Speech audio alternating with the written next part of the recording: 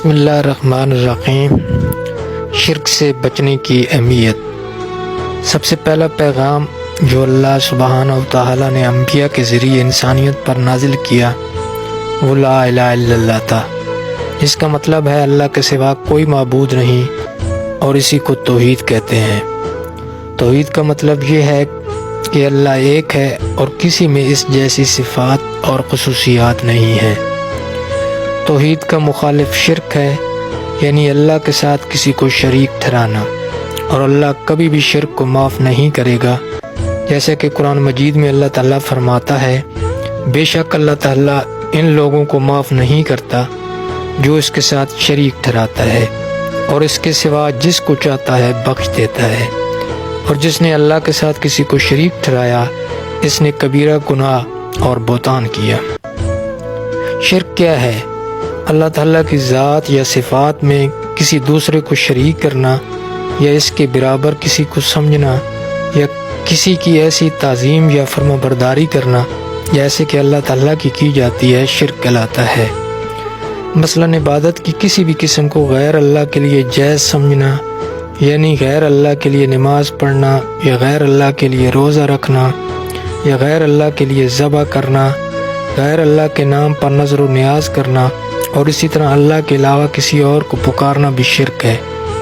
مثلاً کسی قبر والے سے فریاد کی جائے اور اسے پکارا جائے، یا کسی غیب کو ایسے امر میں مدد کرنے کے لیے پکارا جائے جس پر اللہ کے علاوہ کوئی قدرت نہیں رکھتا ہو۔ یہ ہر قولی عمل یا فعلی عمل ہے جس پہ شریعت نے شرک کے وصف کا اطلاق کیا ہے۔ مثلاً غیر اللہ کی قسم اٹھانا، کیونکہ خاتم النبیین نبی کریم صلی اللہ علیہ وسلم نے فرمایا ہے کہ جس نے بھی غیر اللہ کی قسم اٹھائی اس نے کفر یا شرک کیا۔ ریاکاری بھی شرک میں شامل ہے۔ ریا یہ ہے کہ کوئی عمل اللہ کے لیے نہیں بلکہ لوگوں کو دکھانے کے لیے کیا جائے۔ دور جدید میں شرک کی مثالیں اور ان سے بچاؤ۔ دور حاضر میں شرک کو پہچاننا اور اس سے بچنا بہت ہی مشکل ہو گیا ہے، اور صد افسوس کہ اس زمانے میں ہر طرف شرک اور اس کی اقسام کی بھرمار ہے۔ حتیٰ کہ ایک خواب میں اللہ نے قاسم کو یہ بتایا کہ یہ دنیا اس طرح سے پہلے کبھی بھی شرک سے نہیں بھری پڑی تھی جیسے یہ آج ہے۔ شرک کی ایک عام مثال غیر ضروری تصاویر ہیں، جیسا کہ کھانے پینے کی اشیاء اور دوسری روزمرہ کی استعمال کی چیزوں پر آج کل تصویر پائی جاتی ہیں۔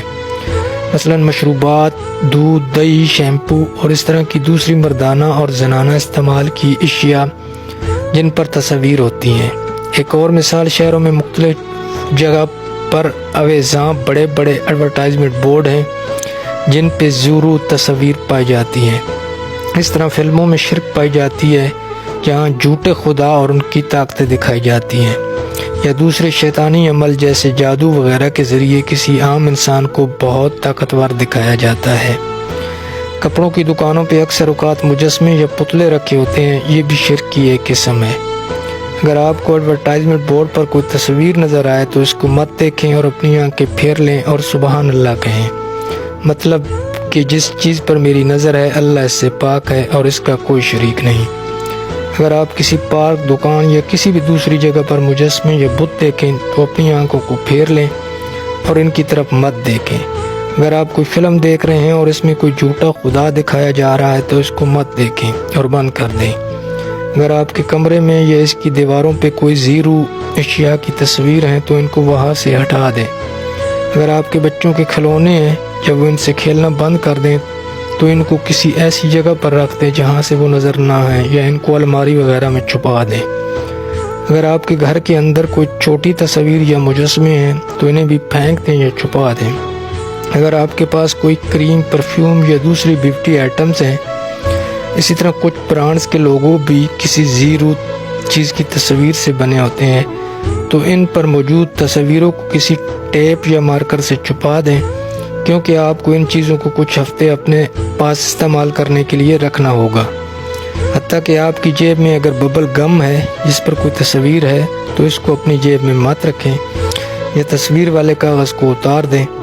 کسی انسان کے بارے میں یہ مت کہیں یا لکھیں کہ صرف وہی ہماری امید ہے، بلکہ یہ کہیں کہ امید صرف اللہ ہی سے ہے۔ تصویر کا موبائل فون یا لیپ ٹاپ کمپیوٹر پہ ہونے میں کوئی حرج نہیں، کیونکہ وہ دکھائی نہیں دیتی، بلکہ کمپیوٹر میں بھی ان کو کسی فولڈر میں چھپا کر رکھیں۔ اگر آپ کے ڈیسک ٹاپ وال پیپر یا پروفائل پکچر میں کوئی تصویر ہے تو اس کو تبدیل کر دیں یا ہٹا دیں، کیونکہ آپ ہر وقت اس کو غیر ضروری طور پر دیکھیں گے، جبکہ اس کو دیکھنے کی کوئی ضرورت بھی نہیں ہوگی۔ آپ اپنی اور اپنے بچوں کی ڈیجیٹل یا کیمرے سے تصاویر بنا سکتے ہیں، لیکن ان کو چھپا کر رکھیں اور تبھی کھولیں جب اس کی ضرورت ہو۔ اگر آپ اپنے کسی دوست کے گھر جاتے ہیں اور اس کے گھر یا کمرے میں کوئی تصاویر ہیں تو ان تصاویروں کو ہٹانے پر اصرار نہ کریں، بلکہ ان کی طرف مت دیکھیں، کیونکہ وہ گھر آپ کی ملکیت نہیں ہے اور نہ ہی آپ اس کے ذمہ دار ہیں۔ البتہ اگر آپ کے دوست شرک کے بارے میں سیکھنا چاہتے ہیں تو پھر وہ خود سے ان تصاویر کو ہٹا دیتے ہیں تو پھر ٹھیک ہے، مگر ان کو مجبور نہ کریں۔ اسی طرح لوگ گارڈن میں ایسے گملے رکھتے ہیں جو کسی جانور یا انسان کے مجسمے یا بت رکھیں۔ اگر کسی گھر میں یہ بت نما گملے موجود ہیں تو ان کو مت دیکھیں۔ بھارتی فلمیں ہمیشہ یا تو شروع پر کسی بت یا جھوٹے خدا کے مجسمے یا تصاویر سے ہوتی ہیں، یا پھر فلم کے دوران کسی صورت میں بتوں کی پرستش یا شرک دکھائی جاتی ہے۔ فلم کی بھی ایک اپنی ہی دنیا ہے، جیسے کہ عام اصطلاح میں بھی فلمی دنیا کا لفظ استعمال کیا جاتا ہے، اور اس دنیا کا مالک بھی صرف اللہ تعالیٰ ہے، اور اس میں کسی اور کو اللہ کا شریک ٹھہرایا یا دکھایا نہیں جا سکتا۔ بعض اوقات ہمیں حکومت کے نافذ کردہ قوانین کے مطابق چلنا پڑتا ہے جہاں تصاویر کا استعمال ہوتا ہے۔ ایسی صورتحال میں یہ جائز ہے، جیسے روپیہ اور ڈالر وغیرہ کے نوٹ پر تصاویر کا موجود ہونا، اور اس صورت میں آپ ان کو اپنی جیب میں رکھ سکتے ہیں۔ اسی طرح پاسپورٹ اور آئی ڈی کارڈ پر بھی تصاویر کا موجود ہونا ہے اور اس کی اجازت ہے۔